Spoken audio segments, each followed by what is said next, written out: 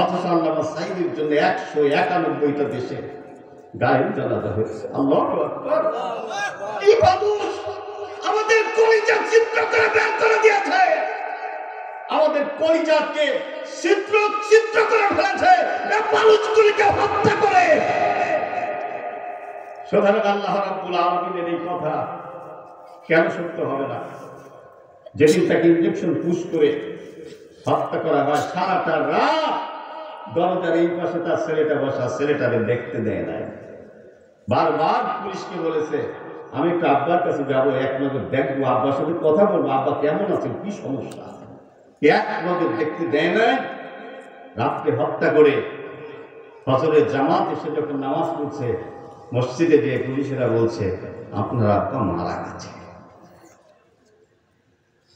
আর এক ছেলে বিদেশে ছিল, জানাজা পড়ানোর জন্য উনি ওসিয়ত করেছেন, তাকে ওই এয়ারপোর্টে আটকায় রাখা হয়েছে যাতে জানাজাটা পড়তে না পারে। পথে পথে জানাজার মানুষেরা যখন ছুটেছে, পথে পথে গাড়ি ঘোড়াগুলো ভাঙা হয়েছে, আমার ভাইদেরকে পিটায় রক্তাক্ত করা হয়েছে। সেই মার আমিও খেয়েছি, আমরা পথে পথে মার খেয়েছি। বিশ্ব বরেণ্য একটি মানুষ, আমার দেশের সম্পদ, আমার দেশের সম্পদ জালেমের গোষ্ঠীর হাতে ধরে হত্যা করেছে। আমার বাপকে হত্যা করেছে, ওই সন্তান আমাকে একটু কাঁদতেও দেয় নাই। অপেক্ষায় ছিলাম কবে হবে, কবে হবে এর অবসান। ইয়া রাসূলুল্লাহ সাল্লাল্লাহু আলাইহি ওয়াসাল্লাম, সাহাবায়ে কিরাম বলছেন হুজুর আর কতদিন মার খাবে, কবে হবে এর অবসান? বিশ্বনবী সাল্লাল্লাহু আলাইহি ওয়াসাল্লাম কাবার ছায়ায় বসেছিলেন, আল্লাহ নবী সাহাবীদেরকে ডেকে বলেছিলেন ও সাহাবীরা তোমরা বড় অধৈর্য হয়ে পড়েছো, তোমাদের আগে যারা এই দিনের কাজ করেছে তাদেরকে কমর পর্যন্ত মাটির ভিতরে গেড়ে লোহার চিরুনি দিয়ে মুখের উপর দিয়ে, মাথার উপর দিয়ে, ঘাড়ের উপর দিয়ে গোশতগুলো টেনে টেনে নামানো হয়েছে। জ্বলন্ত আগুনের উপরে ডেকচিতে টকবক করা তেলের ভিতরে তাদেরকে চুবিয়ে মারা হয়েছে, হাড্ডি থেকে গোশত আলাদা করা হয়েছে। ও আমার সাহাবীরা, এমন একদিন আসবে যেদিন সারা থেকে হাজরা মাউত পর্যন্ত একটি সুন্দরী নারী তার গহনাগাটি দিয়ে, কাপড় চোপড় দিয়ে সুসজ্জিতা হয়ে রাতে দিনে বেলায় অবেলায় সফর করবে, কেউ ফিরে তাকাবে না। জোরে কান সুবহানাল্লাহ। এমন একটা দিন আসবে, এমন একটা দিন আসবে, বিশ্বনবী বলেছেন আমার পরে আমি চলে যাব পৃথিবীর থেকে, এরপরে 30 বছর আমার সাহাবীরা আল্লাহর কিতাব দিয়ে দেশ দুনিয়া শাসন করবে। এরপর 30 বছরের অবসান হবে, রাজতন্ত্র কায়েম হবে, রাজতন্ত্রের অবসান হবে, স্বৈরতন্ত্র কায়েম হবে, জোর চার দুর্বৃত্তার এই স্বৈরতন্ত্র কায়েম হবে। স্বৈরতন্ত্রের যেখানে অবসান হবে সেখানে খেলাফত আলা নবুয়া আগের মতন আবার কোরআনের রাজ কায়েম হবে। জোরে কান সুবহানাল্লাহ। মানুষের দিলের ভিতরে ইসলাম ইসলাম করে যতইতে থাকবে মানুষেরা, ইসলামের জন্য মানুষেরা রাজপথে নামবে, সিজদা দিয়ে মালিকের শুকরিয়া আদায় করবে। এমন একটা দিন যেখানে স্বৈরতন্ত্রের পতন হবে, সেখান দিয়ে ইসলামের যাত্রা শুরু হবে। আজকে কি মনে হচ্ছে মানুষ কি মনে হচ্ছে? এত অপবাদ, এত দূষারোপ, এত দাম, এত মন্দ, এত অত্যাচার, এত নির্যাতন, সব অবসানের পরে সব মানুষের মুখে একটি কথা, তা হলো ইসলাম আর ইসলামপন্থী লোকজন ছাড়া শান্তি হবে না। কি বলেন, ঠিক না? কি হবে না হবে ওটা আমি বাদই দিলাম।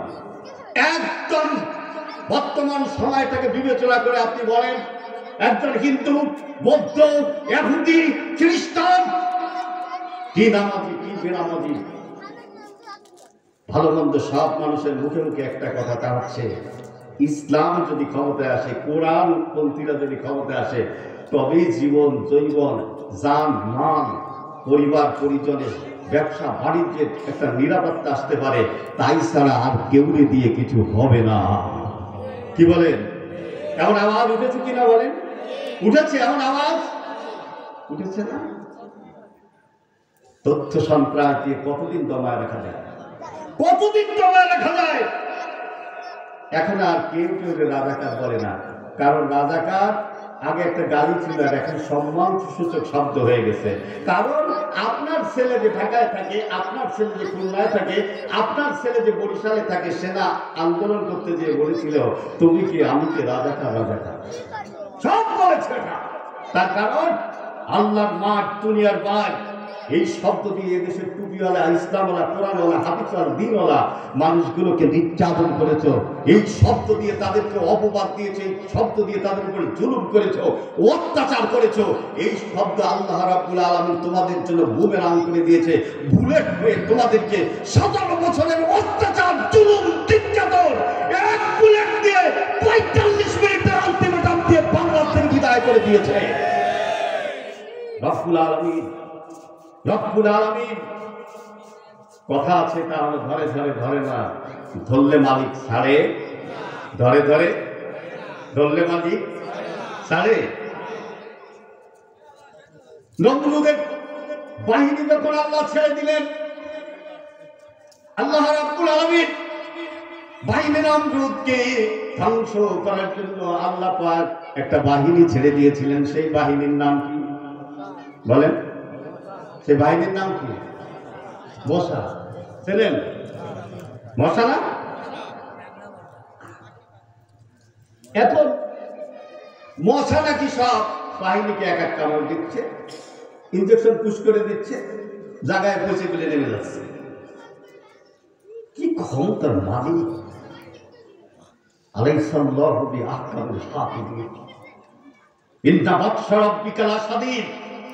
ধরা এমন শক্ত, রব্বুল আলামিন যখন আঘাত করেন, সে আঘাত থেকে বাঁচার ক্ষমতা কারণে বলেন আল্লাহু আকবার বলেন, জোরে বলেন না একটু সবাই মিলে, আরো জোরে বলুন না, আরো জোরে বলুন, সবাই মিলে হাত উঁচু করে বলেন তো আল্লাহু আকবার, নারে তাকবীর, আল্লাহু আকবার, আল্লাহু আকবার।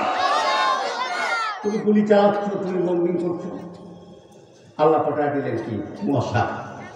মশা আসতেছে। এর যদি কেউ বলে যে আপনারা এত মানুষ এই জায়গায় দাঁড়ায় আছেন, মশা আসতেছে, তো মানুষ হেসে দেবে না? মশা আসতেছে কি হবে, এক খাওয়া দেবো, গলে পুড়ে খাচ্ছে, কি বলে শেষ হয়ে যাবে। ন্যাংরা মশা নাকি আল্লাহর কাছে বলেছিল, আল্লাহ সবাই তো সুস্থ সবল দেহের অধিকারী, তারা তো যার যার মতন আঘাত করছে, আমি তো ন্যাংরা, তুমি যদি আমার হুকুম দিতে তাহলে বড় শয়তান যে আমি একটু আঘাত করতাম। বড় শয়তানের নাম কি? নাম কি? নমরুদ। আল্লাহ কয়ে যা, তোরে দিয়ে দিলাম। ন্যাংরাটা খোড়াতে খোড়াতে ওইখানে যে আস্তে উড়ে যে মোচের পর বসে ওই ভিতরে ঢুকে দিছে, আর ভাড়াতে ভাড়াতে একদম হেড অফিসে চলে গেছে। হেড অফিসে যে এখন অনেকে ওই মস্তিষ্কের পরে ওইখানে রাবারের মতন, প্লাস্টিকের মতন, বেলুনের ইয়ের মতন পাতলা আবরণ দিয়ে মস্তিষ্কটাকে ঢেকে রাখা হয়েছে, দেখেন নেই, বেঁধে রাখা হয়েছে। ওর উপরে এইবার নামা দিছে সারাশি, ওর ভিতরে ঢুকায় দিয়ে এখন যখন মস্তিষ্কের ভিতরে যখন পাইপ ঢুকায় দিছে, গভীর নলকূপ, গভীর নলকূপ যখন খননের জন্য পাইপ ঢুকায়, ঠিক পাইপ ঢুকালিতে হায় রে মারে বাবারে বাঁচাও বাঁচাও বাঁচাবে। এখন সবাই মেসেজ, আর মেসেজে কি হবে? এরপরে দায়িত্ব দেওয়া হলো একজনকে, সে একটু মাথার পরে যখন একটু বানাচ্ছে, একটু কিলটিল দিচ্ছে, একটু ভালো লাগতেছে, একটু জোরে দিলে বলে যে আর একটু ভালো লাগতেছে, বলে আর একটু জোরে দিলে বলে যে আর একটু ভালো লাগতেছে। সারা রাত আর সারাদিন কত সময় বানা যায়। শেষকালে করেছে ভৌতিকটা স্যান্ডেলটা খুলে মাথার উপরে জোরে জোরে বাড়ি দিচ্ছে। এখনকার এই কি দিয়ে পিঠা খেয়ে দিয়ে তো ভালো লাগতেছে, লাগবেই তো বরাদ্দ হয়ে আছে ওইখান দিয়ে। এখন স্যান্ডেল দিয়ে দেখুন, শক্ত স্যান্ডেল পাস নাকি, শক্ত স্যান্ডেল এরপরে সহ্য করতে না পারে শেষকালে গড়ের ডাসা দিয়ে দিছে, একেবারে মাথাটায় তাক করে দাম করে যখন বাড়ি দিছে, ভেঙে চুল মার হয়ে গেছে, জায়গায় একেবারে ব্যথা করে গেছে। এরপরে ওই জায়গা থেকে মশাটা উড়ে দিয়ে আল্লাহর দরবারে নাকি শুকরিয়া আদায় করে বলেছে, আল্লাহ আমার জীবন আমার ঠ্যাং একখান নেই, তাতে আমার কাছে আসা যায় না, তোমার দুশ্মনটা আমি শেষ করে দিচ্ছি। কি দিয়ে শেষ করলো? কি দিয়ে? বাইরে কি সে মশা আছে এখনো? আর এই দেশে এখন বর্তমানে যত রোগ আছে তার ভিতরে মারাত্মক রোগ হচ্ছে ডেঙ্গু। ডেঙ্গুটা কি? একটা মশার কামড়। তাহলে একটা মশার কাছে আপনি আর আমি কত দুর্বল। তাহলে কি দিয়ে বাহাদুরি করছে আপনার? কি দিয়ে আপনি আর আমি বাহাদুরি করছে আজকে? আল্লাহ রাব্বুল আলামিনের কালাম মানুষকে মানুষ বানাবার জন্য, আমার আল্লাহ এই পৃথিবীতে মানুষকে মানুষ বানাবার জন্য যে তাবিজটা দিয়েছিলেন, সেই তাবিজের নাম হলো আল কোরআন। জোরে কোন সুবহানাল্লাহ। কোরআন দিলেন নাম লা কুরআনুল কারীম ফি কিতাবিন মাকনুন লা ইয়ামাসসুহু ইল্লাল মুতাহহারুন। কোন শয়তান এই কোরআন স্পর্শ করতে পারে নাই। এই কোরআনের ভিতরে কোনো শয়তানের কথা নাই। কোরআনের ভিতরে যত কথা আছে সব মহান মালিক কার কথা। সবাই জবান খুলে বলেন। জবান খুলে যদি না বলেন আল্লাহ রাগ হবে না? খুশি হবে? আল্লাহর নামটা তো নিতে পারলেন না, কি মানুষ? মুখেতে সব গামছা সরান, মুখেতে ওই মাফলা সরান, চিৎকার করে বলেন এই কোরআন কে দিয়েছে? এত মানুষ বললে কি আওয়াজ এরকম হয়? কোরআন কার কথা? কে দিয়েছে? কাদের জন্য? আমাদের জন্য, মানুষের জন্য। খুদাবন্দির দাস, হে মানুষ, মানুষ হওয়ার পথ যদি চাও, মুক্তির পথ যদি চাও, বাঁচার পথ যদি চাও, তাহলে বাঁচার পথ বাতলে দেওয়ার জন্য আমি তোমাকে দিয়েছি হুদাল্লিল মুত্তাকিন। তোমরা যারা আমাকে ভয় করো, তোমাকে পথ দেখানোর দায়িত্ব দিয়ে কোরআন আমি পাঠিয়ে দিয়েছি। চিৎকার করে বলেন আল্লাহু আকবার। আমার আল্লাহ দিয়েছেন মানুষের জন্য মুক্তির পথ বলে দিয়েছেন সেই আল্লাহ। আল্লাহ রাব্বুল আলামিন বলেন আল্লাযী খলাকাকা, যে তোমাকে সৃষ্টি করেছেন, ফাসাওয়াকা ফাআদালাক ফি আইয়ি সূরাতিন মা শাআ রাক্কাবাক।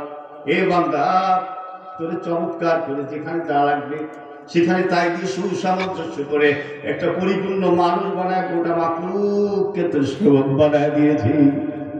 সুবহানাল্লাহ, আল্লাহু আকবার। এ বান্দা শোন, তোরে বানাইছি। কে বানাইছে আমারে? কে বানাইছে আপনারে? মানব জাতিকে কে বানিয়েছে? সমস্ত সৃষ্টির মালিক কে? সমস্ত সৃষ্টির খালেক কে? সমস্ত সৃষ্টির রাজ্জাক কে? আল্লাহর কুওয়াতা লিল্লাহি জামিয়া। সমস্ত ক্ষমতার উৎস কে? আরো জোরে বলুন আল্লাহু আকবার। সমস্ত সৃষ্টির মালিক কে? আল্লাহ। আল্লাহ রাব্বুল আলামিন বললেন হে মানুষ, সুসামঞ্জস্য করে যারে যেখানে যতটুকু যা লাগবে, যেভাবে লাগবে সেভাবে দিয়া বান্ধা ভিতরে বানিয়েছে। দেখ, হাতখানা কলেজে 5টা আঙ্গুল সমান না। 5টা আঙ্গুল যদি সমান হতো, এই হাত দিয়ে কোনো কাজ হতো? এই হাত দিয়ে কোনো কাজ হতো? যেরকম লাগবে সেরকম করে আল্লাহ পাক সৃষ্টি করে দিয়ে আল্লাহ রাব্বুল আলামিন বলেছেন আলতারা মিন ফুতুর। এ বান্দা, এ জ্ঞানী, এ গুণী আলেম, এ ইঞ্জিনিয়ার, এ ডাক্তার, এ বৈজ্ঞানিক, দার্শনিক সকলে মিলে আলতারা মিন ফুতুর, আমি আল্লাহ যা কিছু সৃষ্টি করেছি ভুল ধর। ভুল ধরে? কোথায় ভুল আছে? তাল গাছে যদি বেল হতো তাহলে মনে হয় ভালো হতো। তাল গাছের বেল না পেয়ে বট গাছে যদি আপেল হতো তাহলে মনে হয় ভালো হতো। বট গাছের গোড়ায় বসে পথিক চিন্তা করছে, আরে এত সুন্দর একটা গাছ, পথিকের জন্য আরামদায়ক একটা ঠিকানা বট গাছ। এই বট গাছ আল্লাহ তাআলা এত সুন্দর করে সৃষ্টি করলেন। তাই শুয়ে শুয়ে চিন্তা করতেছে, ফলগুলো এত সুন্দর কিন্তু এত ছোট। এই ফলগুলো এত ছোট দেওয়া মনে হয় এই গাছের জন্য মানানসই হয় না। একটু তন্ডা আসছে, ওই পাখিতে ঠোকর দিছে আর ফল একটা এসে নাকের পর পড়েছে। নাকের পর পড়ার পর এখন লাভ দিয়ে উঠে এখন কয়, আল্লাহ একটু আগে না বলছিলাম যে এই গাছে এই ফল বানাবে, এই গাছে এই ফল বানায়, এই গাছে যদি তুমি তাও দিতে তা আজ আর নাকও থাকতো না, নাকের মালিকও থাকতো না। আমি ভুতুর। আমার আল্লাহ জিজ্ঞেস করছে, সৃষ্টির ভিতরে কোনো ভুল ধরতে পারো? পারবে ভুল ধরতে? একটা জায়গা বলে তো, তাল গাছের পাতাগুলো যদি আম গাছে দেওয়া হতো, আম গাছের পাতাগুলো যদি তাল গাছে দেওয়া হতো ভালো দেখাতো? রব্বুল আলামিন কি চমৎকার করে সৃষ্টি করে বলছেন, আল্লাযী খলাকাকুম ওয়াল্লাযীনা মিন ক্বাবলিকুম, তোমার সৃষ্টি করেছি, তোমার পূর্বপুরুষদেরকে সৃষ্টি করেছি, খালি সৃষ্টি করি নাই। আল্লাহ রাব্বুল আলামিন বলেন, আল্লাযী জাআলা লাকুমুল আরদা ফিরাশান ওয়াস সামাআ বিনাআ, এই বান্দা আকাশটাকে ছাদের মতন করে তৈরি করেছি, দিয়েছি 500 বছরের আলোকবর্ষ দূরে, এখান থেকে আকাশ, প্রথম আকাশটা, সেখান থেকে 500 আলোকবর্ষ পুরু, যতটা দূর ততটা আবার পুরু, আবার অতটা ফাঁকা, আবার অতটা পুরু, আবার অতটা ফাঁকা, আবার অতটা পুরু। সোনা দ্বারা মণিমাণিক্য মুক্ত দিয়ে আল্লাহ তাআলা পাথর দিয়ে যেখানে যা লাগবে এরকম করে রূপা দিয়ে সোনা দিয়ে আল্লাহ তাআলা এক একটা পাহাড় এত বড় মজবুত করে, এত বড় পুরু করে ঝুলন্ত অবস্থা আকাশের মাঝে রেখে দিয়েছেন। কোনো খুঁটি আছে? কোনো খুঁটি আছে? আকাশের চেয়ে কি সামিয়ানার ভার কম না বেশি? কম না বেশি? সামিয়ানার ওজন বেশি আকাশের চেয়ে। এই যে সামিয়ানা, এই কয়টা কাপড় টানাবার জন্য কতগুলো খুঁটি দেওয়া হয়েছে, কি চমৎকার করে সাজানো হয়েছে। বেকার সব চমৎকার করে সাজানো হয়েছে। সব সাজানোর পিছনে খুঁটি যদি না থাকতো তাহলে এর কোনো মূল্য ছিল? এতে এর তলে থাকতে পারতাম? চমৎকার করে আমার আল্লাহ এর থেকে চমৎকার করে আকাশ গুলি সৃষ্টি করেছেন। আল্লাহ রাব্বুল আলামিন একটা খুঁটিও নাই। সুবহানাল্লাহ কবেন না?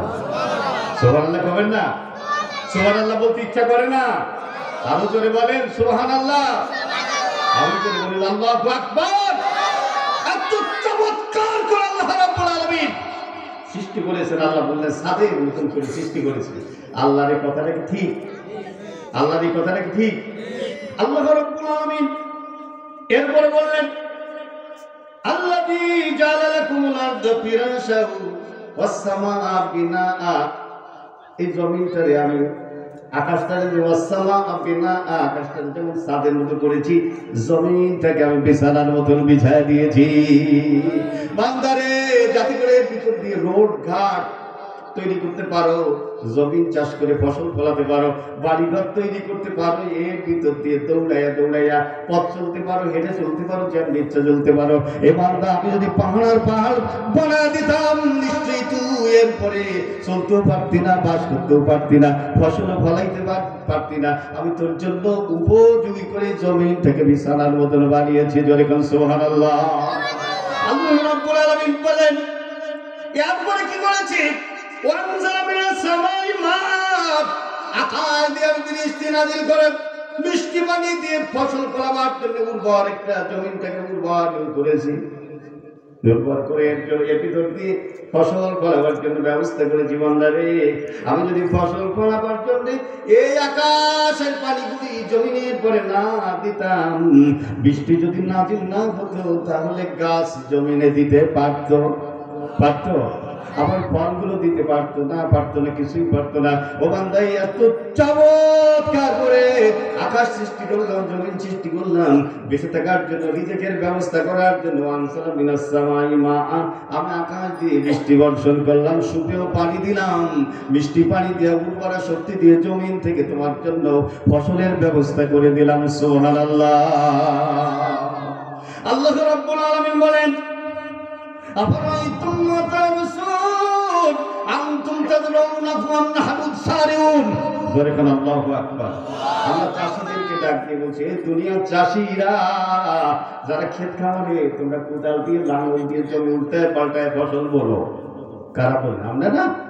আমাদেরকে আল্লাহ ডাক দিয়ে বলছেন, আফরাইতুম মা তাবসুন আনতুম তাদরুনাহু আম নাহনু সারিউন। এ বান্দা, এই জমিনটারে উল্টায় পাল্টাইয়া এই চাষ করে ঢেলাগুলো ভেঙে বনগুলো বের করে দিয়ে আগাছা সাফ করে দিয়ে তুমি সরিষার দানাগুলো ফেললে, কতগুলো দানা ফেলেছো তুমি জানো না, কিন্তু আমি আল্লাহ জানি। সরিষার দানা 1 কেজি আপনি ফেলেছেন, কিন্তু কতটা? আজ পর্যন্ত কোনো কৃষক বলতে পারবে 1 কেজি সরিষায় আমি এতগুলো দানা ফেলেছি? বলতে পারবে? আল্লাহ বলেছেন আমি জানি। সুবহানাল্লাহ। আমি জানি। সুবহানাল্লাহ।